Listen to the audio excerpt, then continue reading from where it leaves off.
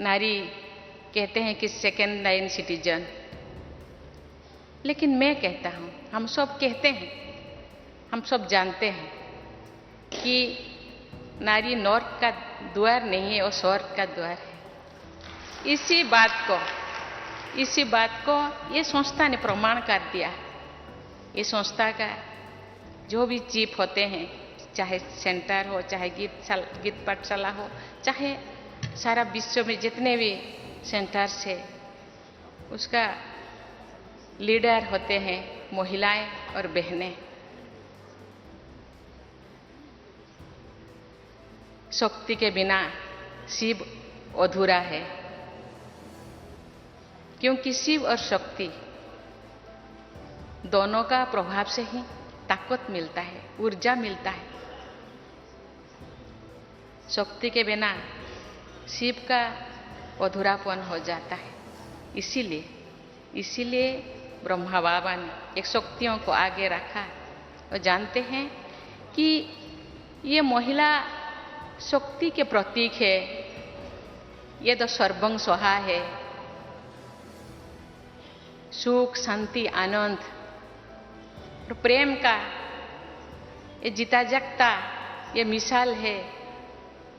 कोई बोलने से, कहाँ किताबों में लिखने से वो चीज तो बदल नहीं जाएगा,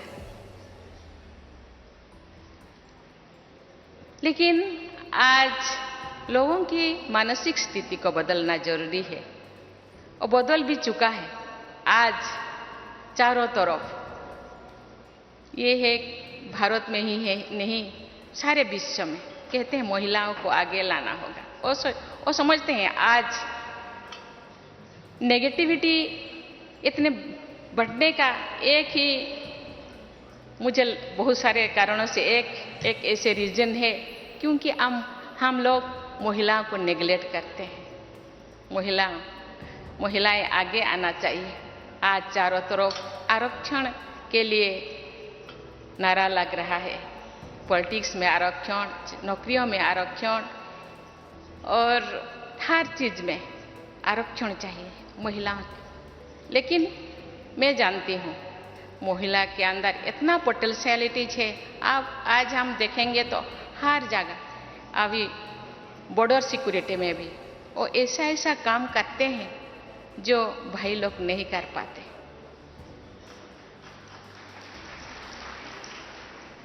अपने आप को प्रूव करना चाहते हैं, उनके अंदर जुनून है, यस मुझे करना है, मुझे आगे बढ़ना है। किसी के पीछे, मेरे पीछे कोई रहना कोई जरूरी नहीं, मेरे अंदर पोटेंशियलिटीज है।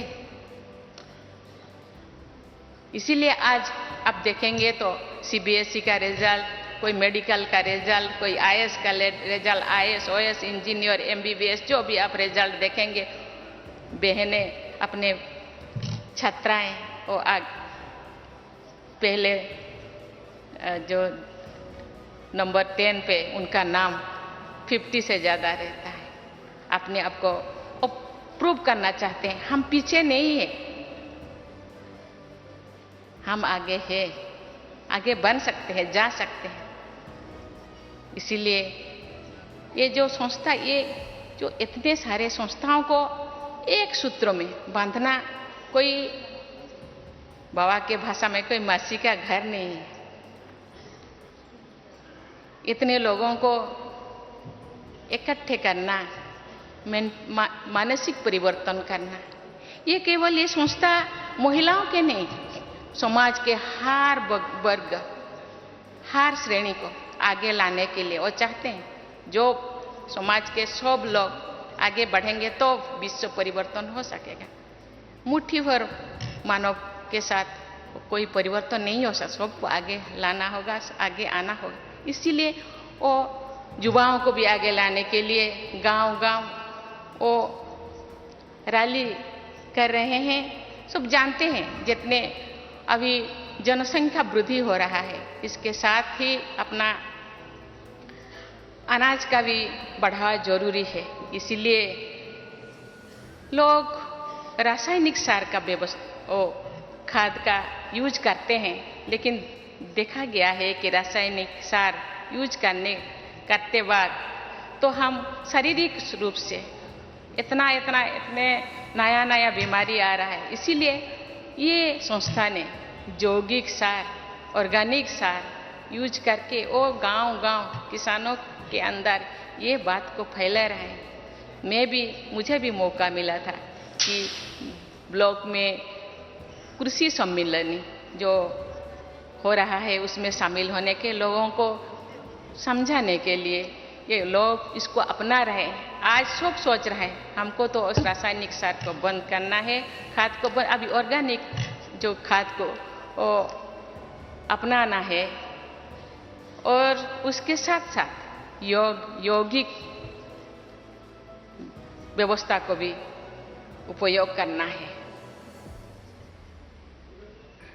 भाई और बहनों, आज सारे विश्व में स्वच्छता का अभियान चल रहा है।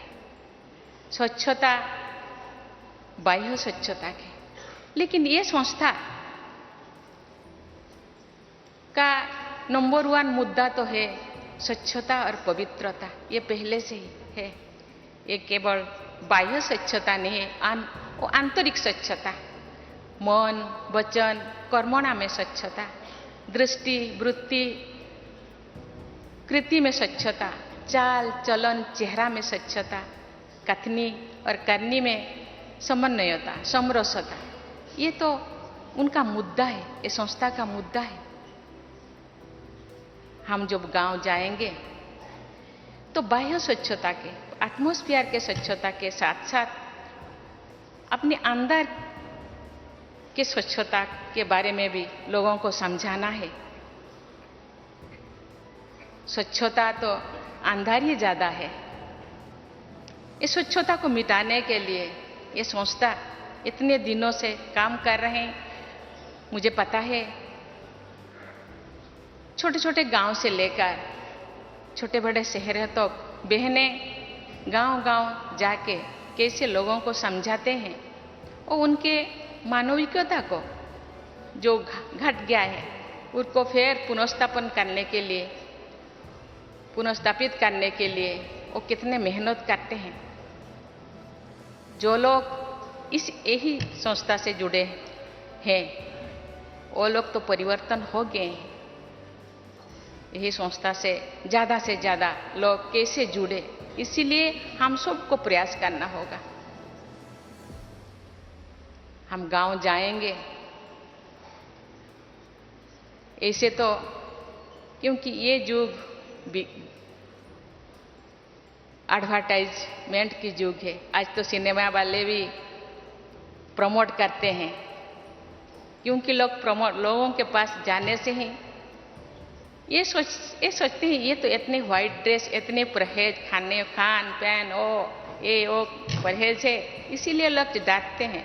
लेकिन वो हम जाएंगे, लेकिन उनको समझाएंगे कि नहीं, बहुत सहजता से, बहुत आसानी से हम इसी संस्था से जुड़ सकते हैं और इसी संस्था के जितने भी श्रीमत है उसको हम फॉलो कर सकते हैं। इनका जो ये संस्था के जो मकसद है, ये मकसद, ये लक्ष्य जो बेहतर समाज की स्थापना, मुझे लगता है हम इसी तरह प्रयास करते रहेंगे तो वो दिन दूर नहीं कि ये समाज में जरूर बदलाव आएगा। महात्मा गांधी जी का सपने राम राज्य जरूर लौटेगा। इसके लिए हम सबको, बहनें तो प्रयास कर रहे हैं, जो गृहस्थी है उनको भी प्रयास करना होगा। कहते हैं कि example is better than advice. अपने आप को एग्जाम्पल बनाना है। यस, हम कर सकते हैं। हम महाकाश पे जा सकते हैं, मिट्टी के अंदर जा सकते हैं, पानी के गहराई में जा सकते हैं। तो इतना सारा, इतने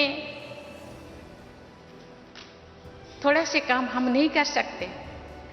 मैं जो सेंटर से बिलोंगिंग करती हूँ, वहाँ एक बार मुझे बहन जी ने बोली, दीदी आप थोड़ा गाना गाइए। मुझे तो गाना नहीं आ रहा है, तो मैंने मुझे हिंदी गाना मुझे याद आ गया, जो खिल सके ना ओ फूल हम है, तुम्हारी चरणों के धूल हम है, दया की दृष्टि सदा ही रखना, तुम्हें हम माता पिता तुम्हें। बहन जी ने बोले, दीदी आप तो बाबा कहते हैं, बच्चे आप चरणों के धूल नहीं है, आप मेरे दिल के धड़कन है, आप तो आंखों के तारा है, आप तो मेरे दुलारी है, आप तो राजा है, राजा बेटा है। दया की दृष्टि नहीं, माता पिता अपने बच्चों को दया नहीं करते हो तो अधिकार से, अपना अधिकार है, मेरे जो कुछ है वो तुम्हारे है, मेरे जो कुछ है वो तुम्हारा है, उसको दया की कोई जरूरत नहीं। लेकिन जो बच्चे जो बिगड़ जाते हैं, माता पिता भी थोड़ा गुस्सा करते हैं, आपको कुछ भी नहीं मिलेगा, एक फूटी कौड़ी नहीं मिलेगा, लेकिन फिर भी मिल जाता है, क्योंकि हम सब लीगल हेयर है ना, बाबा का लीगल हेयर है, बाबा का जो कुछ है, बाबा में जो गुण है, जो क्वालिटी है, हम में भी वही क्वालिटी है, लेकिन उस क्वालिटी को पहचानना चाहिए और खुद उसको प्रयोग करने के साथ साथ दूसरों को भी। बाप कहते हैं, आप जो कर रहे हैं ना, दूसरे आपको जो फॉलोअर्स है, दूसरे भी वही करते हैं, इसीलिए आपको भी चाल चलन चेहरा में शुद्धता आना चाहिए, आपका वृत्ति में शुद्धता आना चाहिए, तो आपका फॉलोअर्स में भी आपके जो करते हैं वो जरूर करेंगे और विश्व का परिवर्तन जरूर होगा। इसके लिए हम सबको मेहनत करना पड़ेगा, ज़्यादा मेहनत की जरूरत नहीं है, सोच को थोड़ा बदलना पड़ेगा। हम अपने आप को जितने भी नकारात्मक सोच है उसको बदलकर सकारात्मक सोच लाएंगे और बाबा के श्रीमत में चलेंगे। बाबा कहते हैं, ये विश्व ये कंटे के जंगल है, इस कंटे के जंगल को फूल के जंगल बनाना है तो थोड़ा बहुत तो मेहनत तो करना पड़ेगा। इसीलिए हम जो ढूंढते हैं, सुख को ढूंढते हैं, हर कोई सुख के लिए, शांति के लिए, आनंद के लिए प्रयास करते हैं, लेकिन सुख हम कहाँ ढूंढते हैं? वस्तुओं में, वस्तुओं में सुख ढूंढते हैं, लेकिन वो सुख तो स्थायी नहीं है, लेकिन स्थायी सुख अपने अंदर है, उसको ढूंढना है। तो इसके लिए जो हर किसी के लिए, जैसे भगवान ने जो क्रिएट किए हैं, जितने भी प्लैनेट है, अपने अपने अपने अपना कक्षा में चलते हैं। स्कूल में हम दाखिला लेते हैं, स्कूल का भी कोई अनुशासन है, उनका भी कोई नीति नियम है। गवर्नमेंट जो चलता है कॉन्स्टिट्यूशन के नीति नियम के अनुसार चलता है, लेकिन इसीलिए अपने आप का भी एक कॉन्स्टिट्यूशन बनाना चाहिए। मुझे कैसा जीना है, मुझे ऐसा जीना है कि मुझे देखकर बोले कि यस, ये जो कर रहे हैं अच्छा कर रहे हैं, इसीलिए इतने फॉलोअर्स है। लेकिन इसी बात को, इसी मैसेज को लेकर के हमको गांव को जाना होगा, लोगों के पास जाना होगा, जरूर परिवर्तन होगा और राम राज्य जो सपना है महात्मा गांधी का, वो जरूर वो पूर्ण होगा। और इस संस्था जो रूहानी संस्था जो पुनर्स्थापन, जो मूल्यों का जो पुनर्स्थापन करने के लिए जो सोच रहे हैं, आज चारों तरफ जितने भी यूनिवर्सिटीज है, यूनिवर्सिटी में आज वैल्यू एजुकेशन के बारे में सोचते हैं। आज थोड़ा बच्चे ये दुनिया के ये चकचक्यों को देखकर थोड़ा रास्ता भूल गए, उनको रास्ता दिखाना हम सब का काम है। इसीलिए मैं तो गवर्नर तो चांसलर होते हैं, अपना जो स्टेट में 5 यूनिवर्सिटीज है मूल्य एजुकेशन या वैल्यू एजुकेशन के लिए, शायद नेक्स्ट अपना एकेडमिक सेशन से वो शुरू करेंगे और ज़रूर ये बदलाव आएगा। ये जो गीत है, हम होंगे कामयाब एक दिन, जरूर हम होंगे कामयाब। ओम शांति।